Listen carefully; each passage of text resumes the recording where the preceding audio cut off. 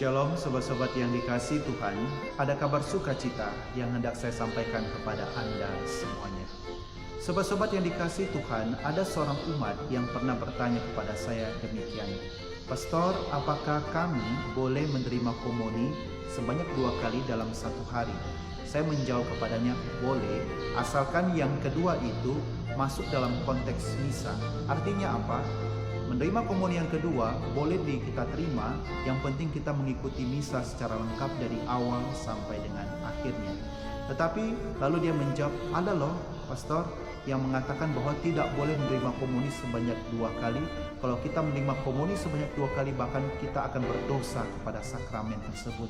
Sobat-sobat yang dikasihi Tuhan, saya menjawab kepada orang yang bertanya itu, saya bilang kalau engkau menghadapi hal-hal demikian, tanyakanlah kepada orang-orang yang kompeten, yang sungguh mengerti tentang hal-hal demikian.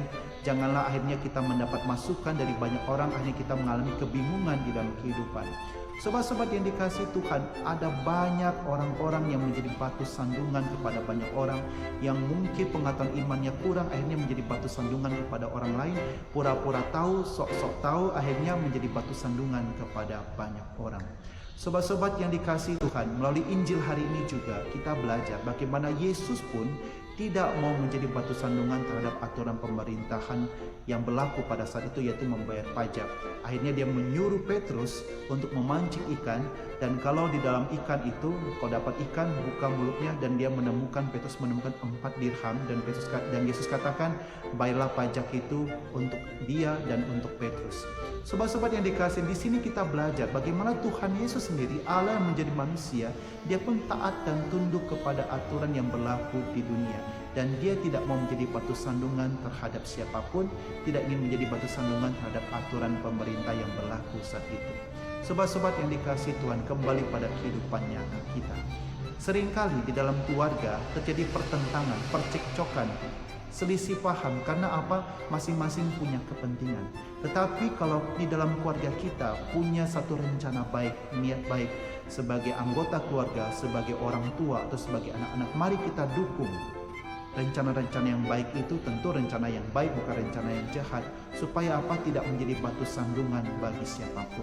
Di dalam tempat pekerjaan juga, kalau misalnya tempat pekerjaan ada satu aturan yang baik, yang bisa membangun, memberikan kemajuan, rencana-rencana yang baik, sebagai pekerja kita juga mesti mendukung, bukan menjadi batu sandungan.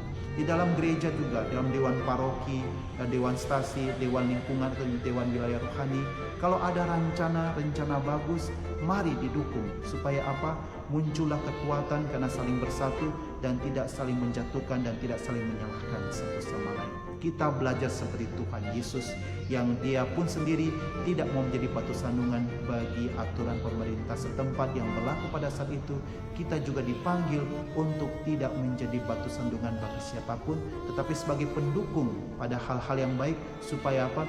Terjadilah mukjizat, terjadilah kekuatan, dan terjadi kesatuan di dalam kehidupan menggereja maupun dalam kehidupan berkeluarga. Shalom, Tuhan memberkati Anda semuanya.